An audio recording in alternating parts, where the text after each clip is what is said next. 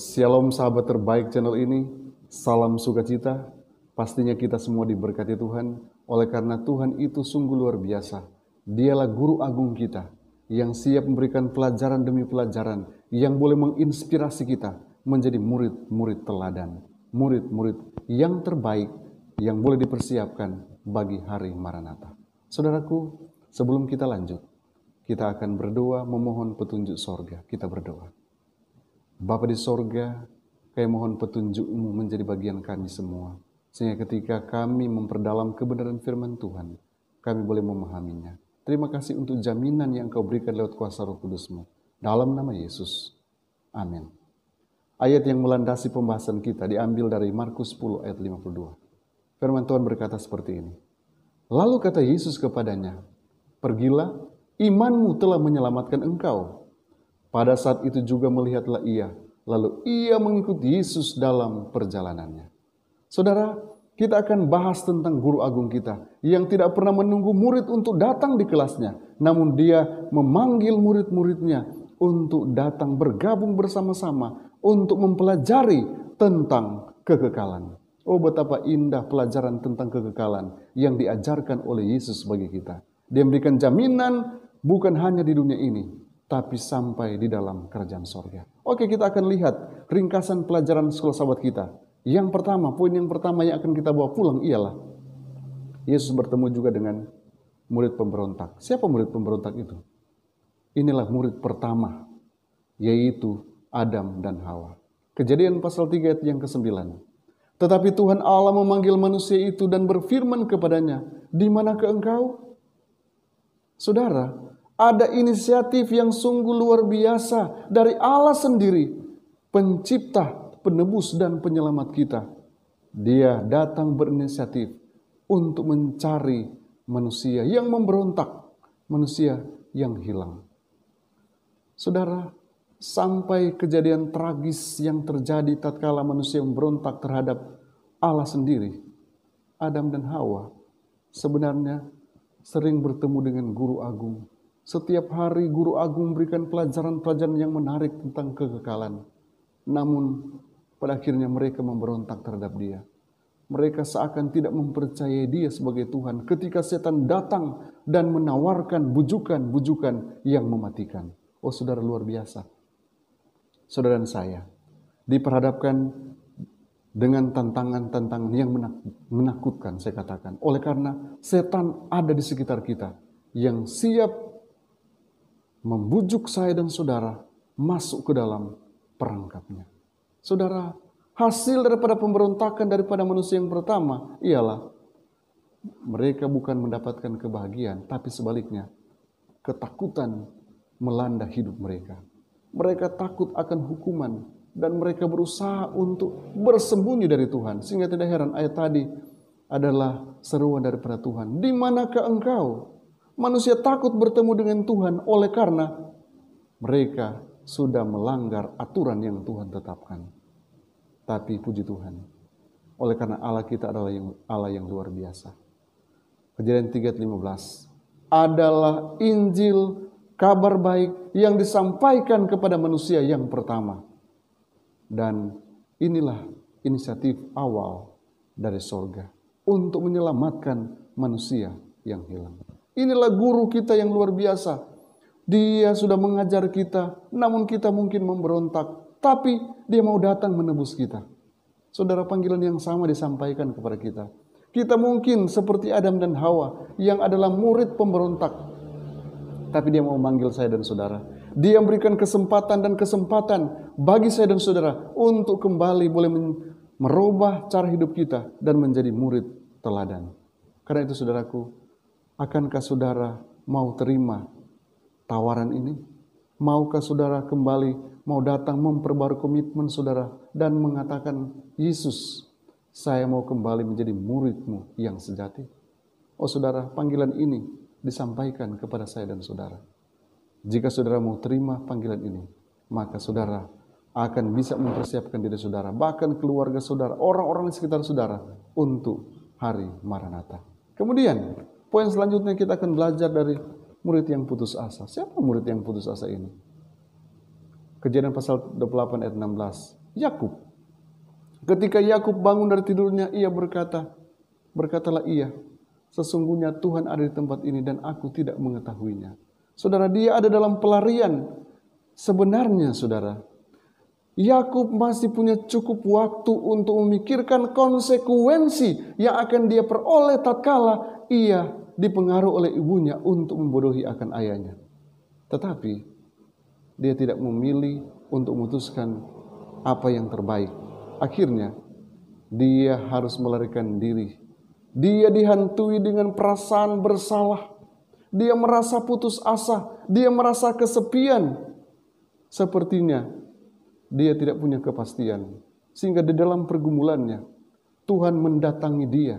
Sekali lagi saya mau katakan, Tuhan mendatangi muridnya dan memberikan dorongan supaya dia tetap berdiri teguh selama tahun-tahun yang dia akan habiskan di pengasingan oleh karena kesalahan yang ia sudah lakukan. Saudara, Yakub dia merasakan sesuatu di dalam dirinya, perasaan bersalah oleh karena dia sudah melukai akan ayahnya, bahkan saudaranya. Tapi sungguh luar biasa, Allah kita kemudian kembali datang berinisiatif untuk memberikan dorongan kepadanya. Saudara, berapa kalikah saudara putus asa? Berapa kalikah saudara merasa bahwa dosa saudara membuat saudara tidak layak untuk Tuhan? Saudara, Yesus sedang mengetuk pintu hati saudara. Dan dia masih berikan kesempatan seperti halnya Yakub. Dia sedang meyakinkan saudara saat ini. Karena dia mau mengampuni dosa-dosa saya dan saudara. Dia memberikan kesempatan kedua untuk saudara boleh memperbaharui komitmen di dalam Yesus sendiri. Kemudian pelajaran yang berikut kita akan belajar tentang murid yang hilang. Yohanes 1 ayat yang ke-11. Ia datang kepada milik kepunyaannya, tetapi orang-orang kepunyaannya itu tidak menerimanya. Pencipta kita, Guru agung kita, Guru ilahi kita datang untuk menyelamatkan kita yang terhilang.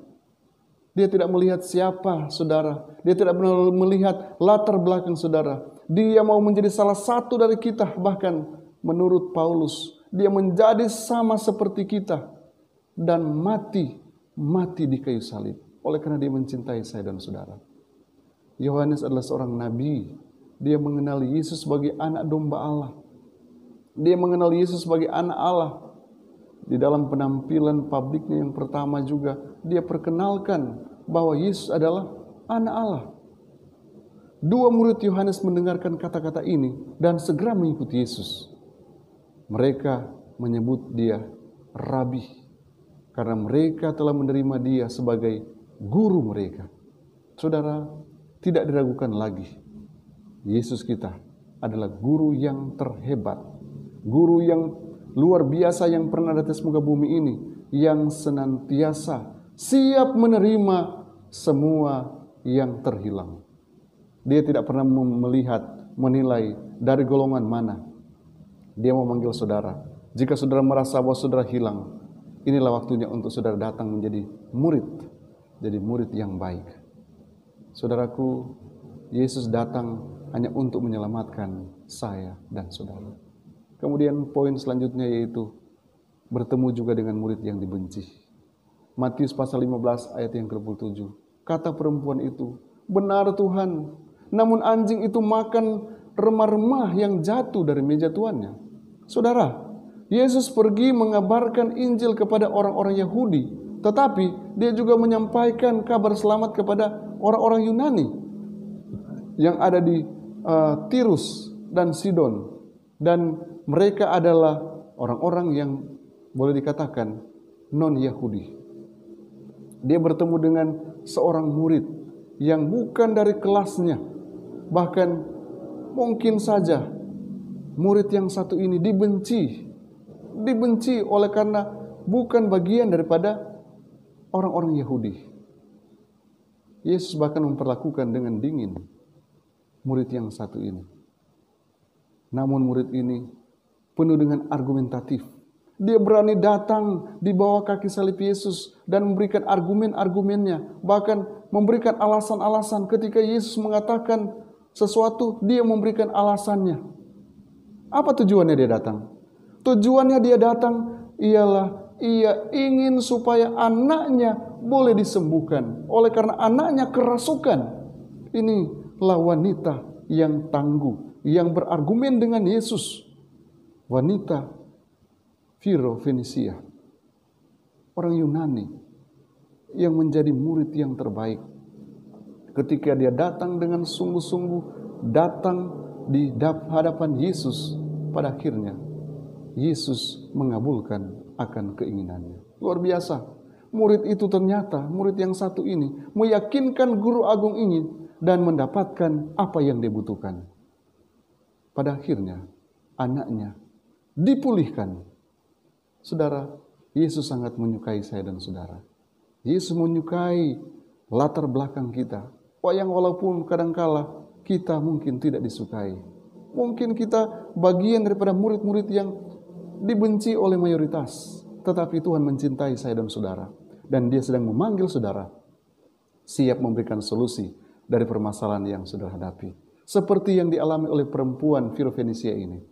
Dia datang di hadapan Yesus, memohon kepada Yesus. Yesus berlaku dingin kepada dia.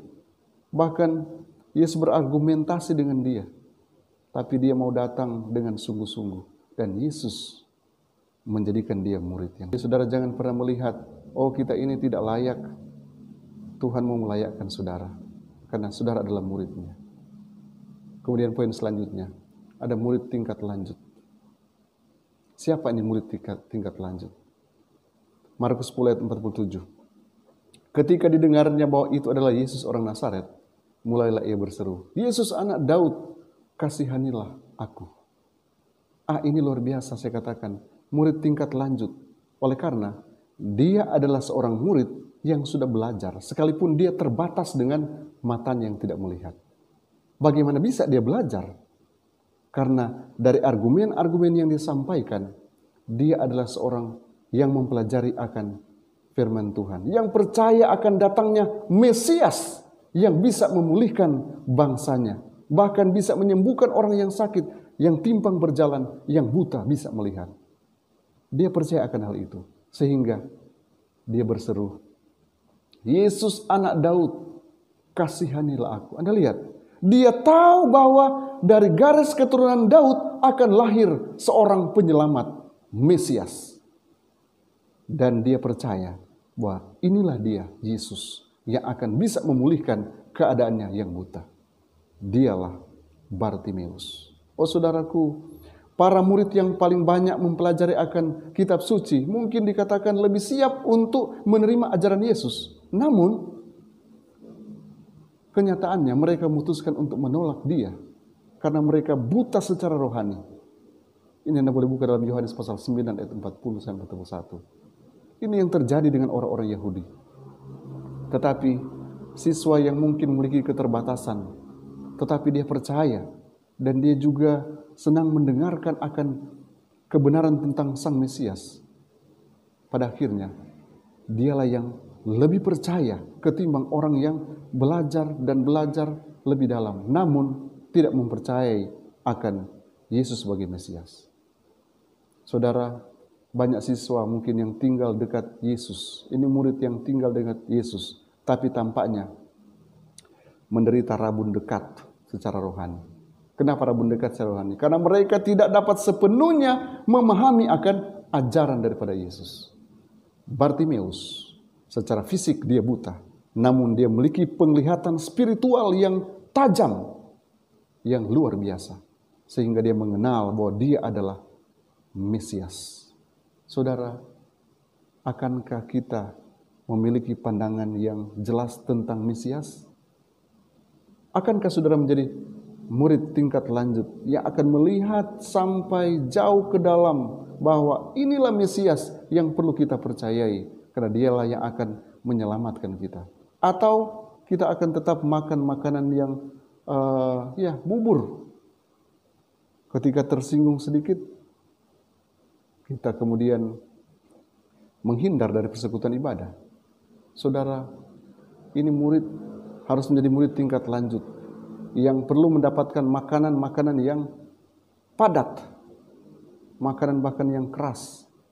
Kita boleh menjadi manusia atau anak-anak Tuhan, kita harus menjadi manusia yang lebih dewasa dalam iman. Semakin banyak waktu yang kita habiskan bersama-sama dengan Yesus, maka kita akan semakin padat iman kerohanian kita.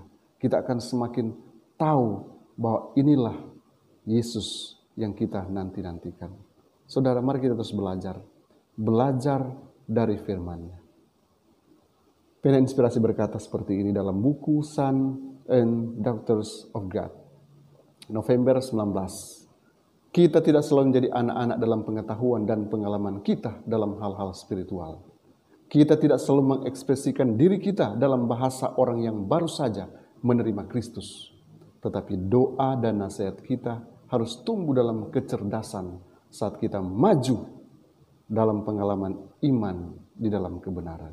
Saudara, kita harus ternyata bertumbuh terus dalam iman, bertumbuh dalam kebenaran, bertumbuh dalam pengetahuan tentang guru agung kita.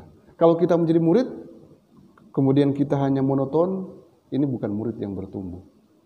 Pelajar-pelajar Alkitab harus menjadi pelajar-pelajar yang bertumbuh ke arah kesempurnaan yang Tuhan inginkan. Karena itulah saudaraku, mari kita terus menggali akan kebenaran firman Tuhan. Karena ada jaminan. Ibrani pasal 13 ayat 5. Aku tidak akan pernah membiarkan engkau. Aku tidak akan pernah meninggalkan engkau. Inilah jaminan yang diberikan oleh Guru Agung kepada kita yang adalah murid-murid yang terbatas. Siapkah kita terima tantangan ini untuk menjadi guru, untuk menjadi murid yang terbaik? Penyertaan Tuhan itu sempurna. Dia tidak akan biarkan kita. Dia akan terus menuntun kita ke dalam segala kebenaran.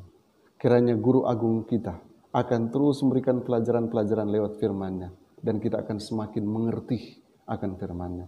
Makanan firman kita, makan kita cerna dan akan berbuah lewat tindakan-tindakan keyakinan kita kepada Tuhan saja. Tuhan Yesus memberkati kita. Kita menjadi murid yang terbaik selama kita terus mempelajari akan firman-Nya. Shalom. Mari kita berdoa.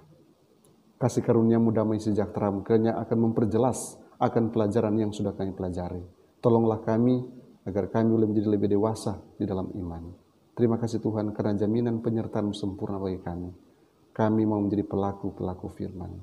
Terima kasih Tuhan, inilah doa hamba-Mu. Hamba berdoa mohon kuasa-Mu menjadi bagian anak-anak Tuhan yang mendengarkan channel ini.